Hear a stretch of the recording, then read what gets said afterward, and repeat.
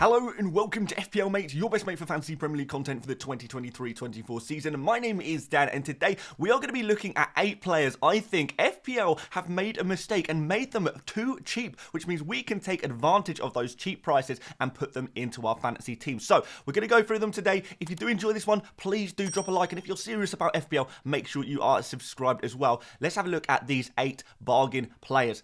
These guys are too cheap.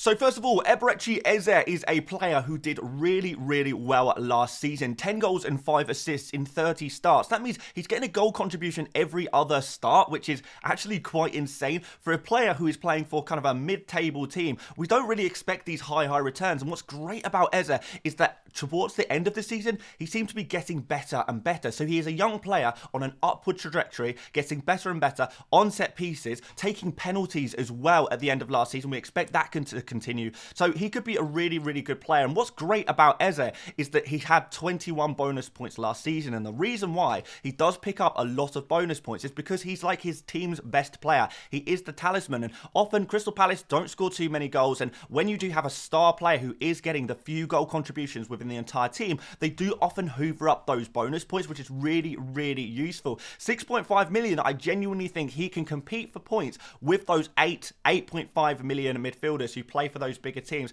And we've got some really good fixtures as well for Crystal Palace. Sheffield United at home, the opening fixture. And we've got that Wolves at home game in game week 4 as well. So overall, set pieces, penalties, a player who is improving constantly and hoovering up the bonus points for his team. A really underrated player who is coming in at a really nice price.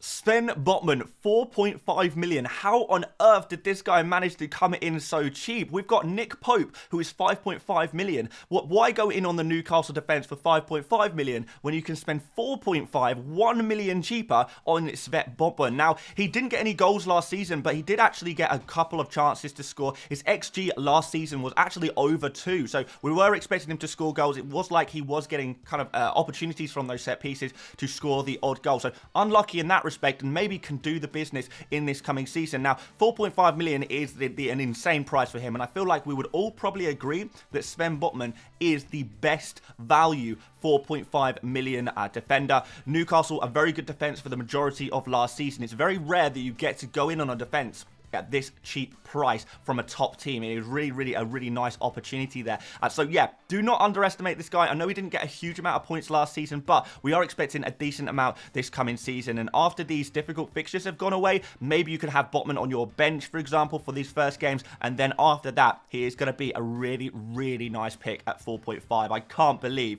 they've actually made him this cheap. Bruno Fernandes was 10 million last year, and this season he is 8.5, so he's been reduced in price by 1.5 million, despite the fact I actually thought he had a pretty decent season. 8 goals and 9 assists. That's actually very good, really, if you think about it, particularly if you consider that Fernandes was kind of unlucky last year not to get more attacking returns. And if a new forward comes into the Man United team, we do expect Fernandes to get more opportunities to create for those teammates and get more assists. He was one of the most creative players in the Premier League last season and really went under the radar a lot. But those of you guys who have been watching Manchester United over the last year have known that Fernandes actually had a phenomenal season, and he's going to do really well again this season. Another one of those players who hoovers up the bonus points, and that is really a big advantage to get those extra 1, 2, 3 points per game. If Fernandes gets so much as 1 assist, he's probably going to get 3 bonus points because of the amount of chances he creates for his teammates, because of the amount of work he puts in. A lot of the stuff that doesn't always translate to goals and assists,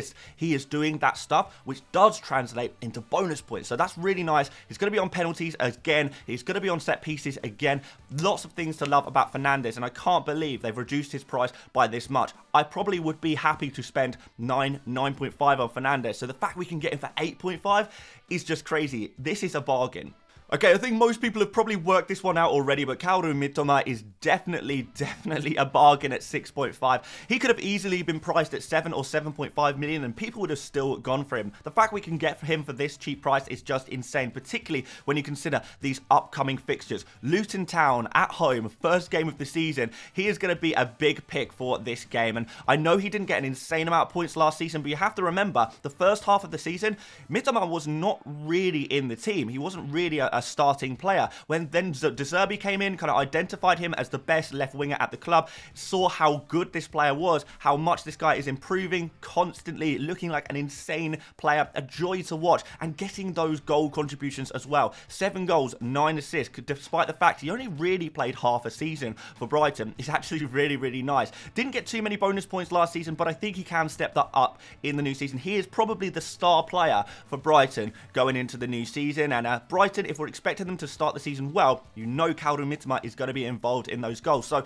it's crazy that he's 6.5 million. It makes him almost a must-have at that price. I would not be happy going without him. Okay, bit of a controversial one here. Darwin Núñez is 7.5 million, but if we're talking about a striker for Liverpool Football Club, one of the best attacks in the entire league, coming in at 7.5 million. I mean, 7.5 million, that's cheaper than the likes of Ollie Watkins, of Callum Wilson, and this is a guy playing for Liverpool who are expecting to really, really return and do well in this coming season, come back to their top form. We saw a little bit of that at the end of last season, and Darwin Núñez, a huge, huge signing for Liverpool. I'm not 100% sure if I'd be willing to start with him, but he's definitely a player to look out for at 7.5 million. It just seems a little bit too cheap for him, considering the potential this guy has. Now, he only scored 9 goals last season, but he did have 14 expected goals, and if he can start being a little bit more clinical, finishing his chances, he's going to make an absolute mockery of that 7.5 million price tag. Remember, he only started 19 games last season as well, so when you think about it that way, 9 goals, 5 assists, for all of the kind of abuse we give to Darwin,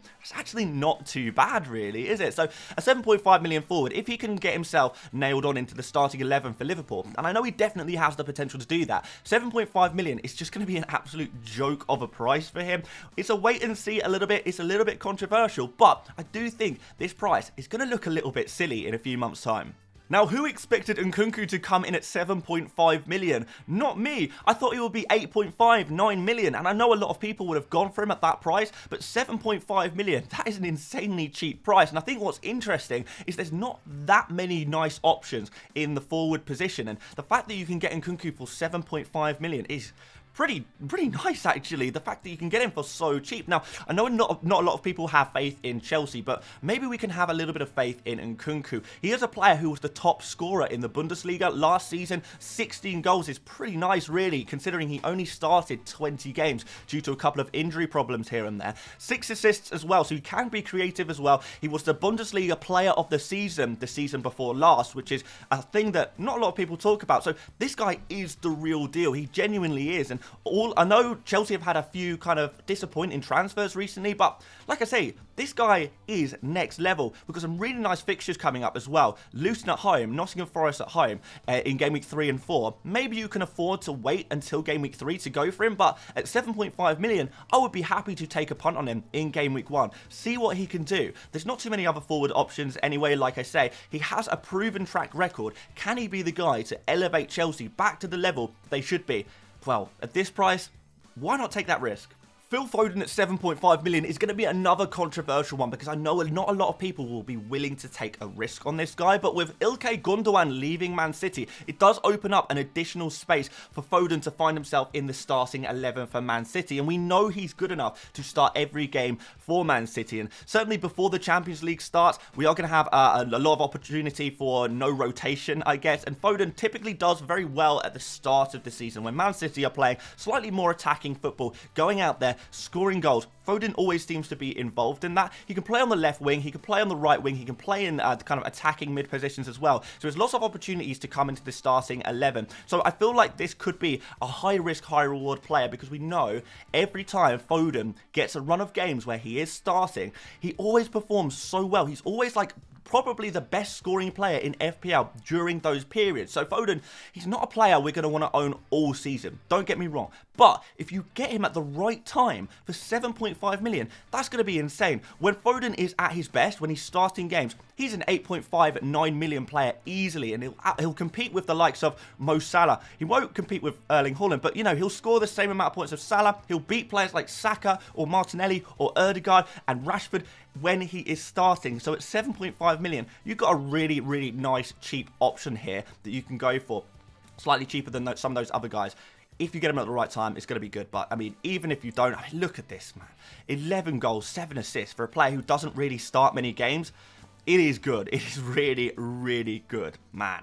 And for me, the biggest bargain of the entirety of FPL this season is actually Pervis Estupiñán at 5 million. I was prepared to pay 5.5 million for him. I probably would have paid 6 million for him as well. Again, looking through these opening fixtures for Brighton, you're definitely going to want to go in on the Brighton defence one way or another. Luton, Wolves and West Ham, that is 3 serious opportunities for clean sheets. But I think Estupiñán offers so much more than that. Came into the team and really showed his value mostly in the second half of last season, scoring a goal and 7 assists. That's really, really nice. And he was actually unlucky not to get more attacking returns. We saw him run through on goal several times, one-on-one with the goalkeeper. That's not really what you expect from a left back, but that's exactly what we want in FPL. We want those wing backs who are essentially pushing up, playing as wingers, coming on the inside, taking shots, going on the outside, creating for their teammates. This is what we like, and at 5 million, I really think this is too cheap for Pervis Estupiñán, and I find it really, really difficult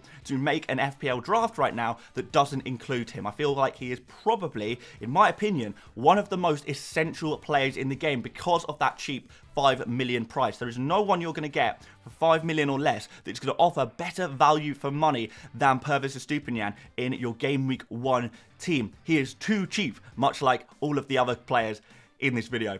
So those are some players I think are too cheap in FPL and offer serious value for money. Now, we are going to be doing one more video today, a part 2 of this video in a way, where we're going to have a look at some players who are even cheaper, mostly because they are a little bit unknown. We're going to look at some hidden gems that not a lot of people are talking about, and I'm really excited to share that with you guys. So if you did enjoy this one, please do drop a like, do subscribe, like I say, if you are serious about FPL and you want more FPL content and work out what you want to do with your teams. You're going to enjoy latest video, and do go check out Fantasy Football Hub. I use their tools to look up all of the underlying stats for this video, so if you are interested in looking at the Opta Stats tool, I've left a link in the description for you to check out. But aside from that, guys, thank you so much for watching once again.